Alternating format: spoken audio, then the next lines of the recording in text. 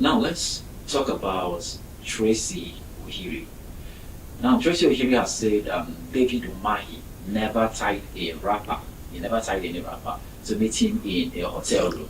How did you feel when she, should I say, retracted all these allegations against the minister? Please share your.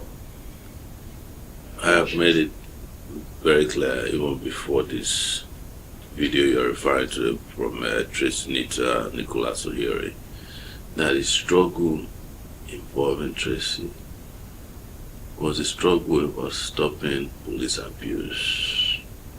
That the police has no right to go bundle somebody from Lagos to Abuja, harass her, or bring her into the room in front of a powerful adversary. So it was a struggle between the weak and the strong, and I always align with the weak. Now, for those of you who don't understand, who may not understand, I'd also always insisted that it's a civil case. And now, the minister has gone the civil route. What is civil route? He approached Tracy, that's Umahi, David Umahi, and settled her. They had a settlement, legal settlement. Not a police case, civil settlement. And from what I learned, he paid her 110 million naira to make a video that is favorable to him. It is called civil settlement in court. That's what I heard. I wasn't part of it because I made it clear that I'm not going to get myself involved beyond the police aspect of things. So, question to ask yourself: if you are not guilty of all these allegations, why invest 110 million naira to just let it go away? So, of course, the answer, as they say, is blowing in the wind. But I'm not here to discuss that because I know that the moment the video came out, everybody's like, oh, maybe she disappointed. No, you can't disappoint me. Before I deal with anyone at all, before I fight for anyone, I'd already taken into consideration that they could go the other way. So I never supported Tracy because I thought she was strong. I supported her because I thought she was weak. So you can consider this as part of her weaknesses. But again, you know how it came about. There's a settlement between the minister and Tracy. So since it's more like a settlement, does this mean that David Umahi is innocent, or is something more troubling happening behind the scene? Oh, for me, it's trouble in paradise. Because it means that David Umahi had weighed all his options and discovered that without the settlement, it's going to go down. Second, where did David Umahi, a minister that's earning less than 25 million naira a year, get 110 million naira to settle just one case? And I'm aware he also settled a former classmate of his who accused him of owing him 7 million.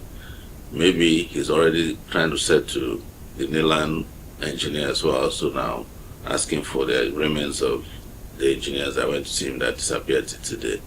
So it tells you that David Umahi has been involved in egregious violations of human rights and a lot of immoral acts.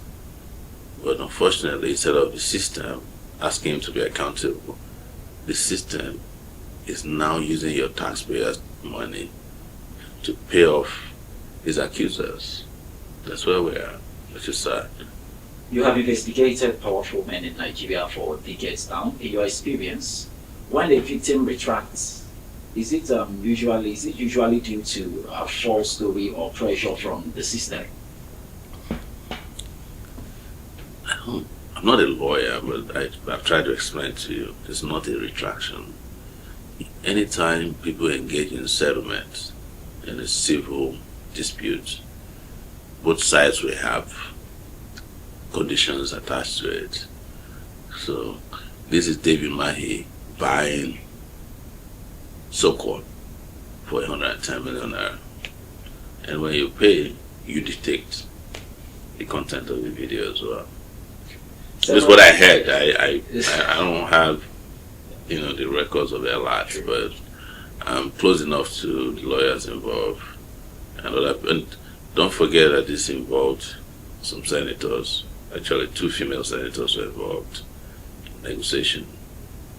to get David Umahi to, because I think David Umahi was a former senator, is that Yes. correct? So I'm aware that Tracy had meetings with Senator Ireti Kinjibe over the issue. She was part of the protest today. I also heard Natasha Akpoti also met with Tracy to discuss how to settle this matter. So I don't know who other persons were, but I'm just telling you transparently what happened. That is a settlement. I'm sure it was a settlement. Several times you have been arrested and silenced and jailed, yet you did not react or you did not even stop. Why do you think Tracy Ohiri could not hold her ground like she always does? I just said, in intervening in her matter, the philosophical understanding is that we are rescuing a weak person from a strong person. So if people are traditionally weak and vulnerable, you cannot expect them to behave like Winnie Mandela. You know, even Winnie Mandela at the point caved in.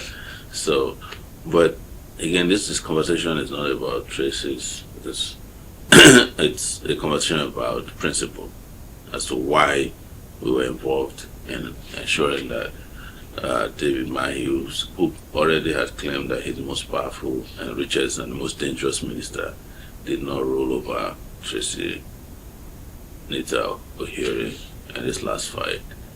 So that's where we are. Thank you. Thank you very much. Thank you.